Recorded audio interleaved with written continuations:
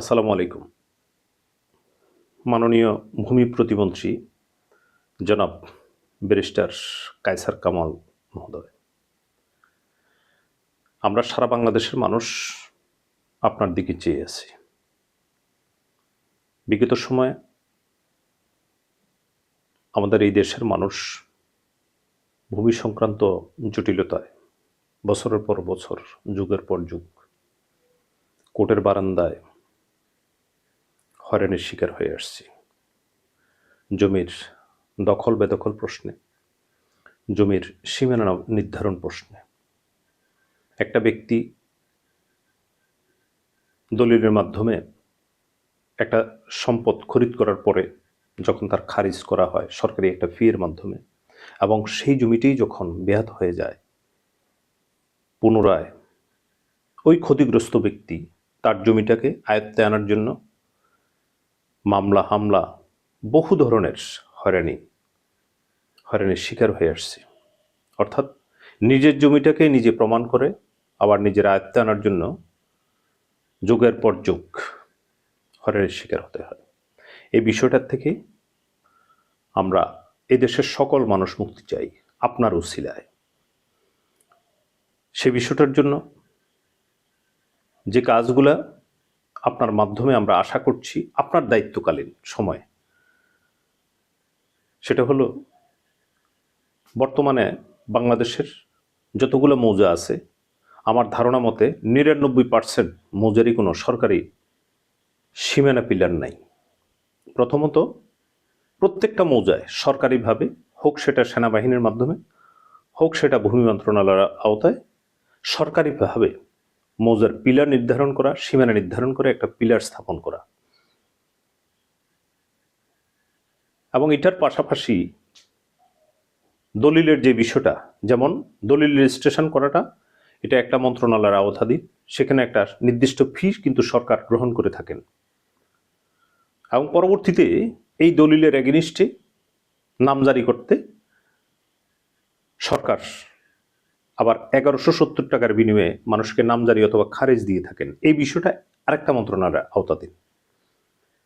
এই দুইটা বিষয়, অর্থাৎ মৌজার সীমানা নির্ধারণী পিলার স্থাপন এবং দলিল এবং খারিজ, দুইটাকে একটা মন্ত্রণালয়ের আওতায় এনে একই দিনে দেওয়া, দলিল এবং খারিজ দুইটা একসাথে দেওয়া, এবং এই দুইটা বিষয়ের সাথে আরেকটা নতুন কিছু যোগ করা, সেটা হচ্ছে দলিল এবং খারিজের সাথে মিল রেখে, চৌহদ্দির সাথে মিল রেখে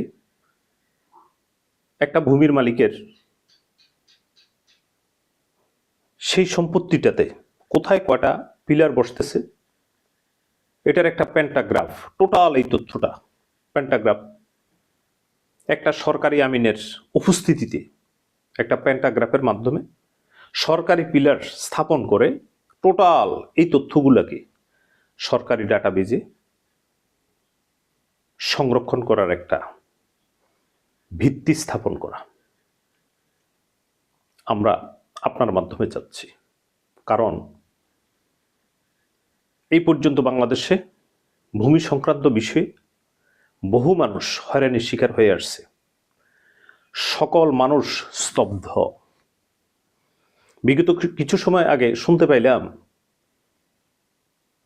58 বছর পরে নাকি একজন ভূমির ওয়ারিশ, অর্থাৎ হয়তো বাপ চাচা করে গেছে মামলা, পরবর্তী জেনারেশন এসে আজকে 58 বছর পরে মামলা সৃষ্টি হওয়ার 58 বছর পরে সেই জমিটা সরকারের মাধ্যমে ফেরত পেয়েছে। তা এখন প্রশ্ন, একজন মানুষ বাঁচে কত বছর? আজকে দেখেন, নিজের সম্পত্তি বেয়াত হয়ে যায়, দলিল খারিজ দখল সবকিছু ঠিক থাকার পরেও সেখানে একজন ভুক্তভোগীকে ইউনিয়ন পরিষদে যাওয়া, গ্রাম্য সালিশ করা, থানায় যাওয়া, এডিএম কোর্টে যাওয়া, 145, 188, জেলা আদালতে যাওয়া, শর্তের মামলা করা, খাস দখলের মামলা করা, তারপর আপনার খতিয়ান সংশোধন, এখানে না হইলে আপনার আপিল, জেলা আদালতে আপনার সম্পূর্ণ না হইলে সেটাকে আপনার হাইকোর্টে নিয়ে যাওয়া, সেখান থেকে আবার সুপ্রিম কোর্ট। এই যে বিষয়গুলা, এগুলা আপনার এগুলোর সম্পর্কে আপনার যথেষ্ট ধারণা আছে।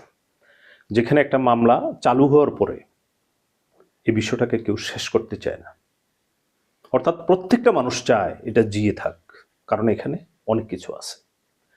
অতএব সেই দৃষ্টিকোণ থেকে সারা বাংলাদেশের মানুষের পক্ষ থেকে আমরা এই বিষয়টা আপনার কাছ থেকে আশা করছি, আপনার দায়িত্বের ভিতরে দায়িত্বকালীন সময়ে আমরা যাতে এই সমস্যাগুলোর থেকে উত্তরণ পেতে পারি।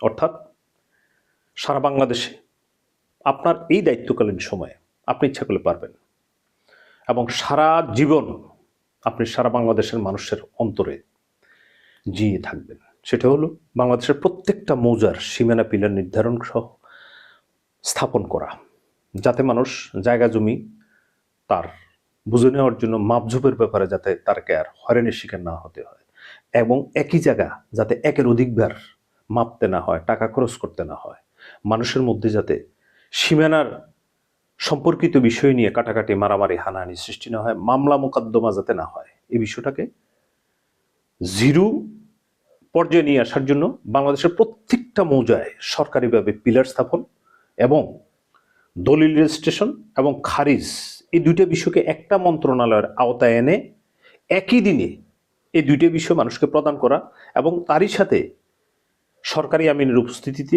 ভূমি কর্মকর্তার উপস্থিতিতে ওই সম্পদের ভিতরে নির্দিষ্টভাবে পেন্টাগ্রাফের মাধ্যমে সরকারি পিলার স্থাপন করা, বিষয়টা ডাটাবেজে নিয়ে যাওয়ার জন্য।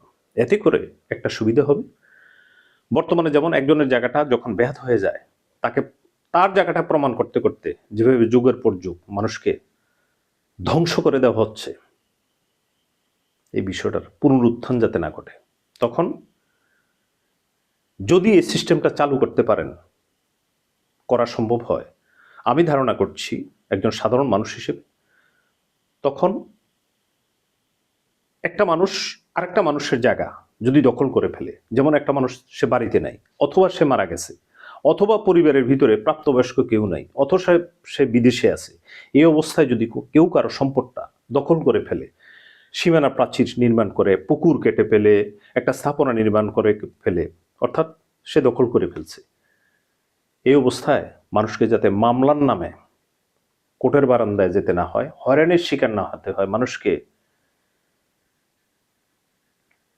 সমস্যাগ্রস্ত হতে না হয় এই দেশের কোনো মানুষকে, সেজন্য এই বিষয়গুলো করা প্রয়োজন।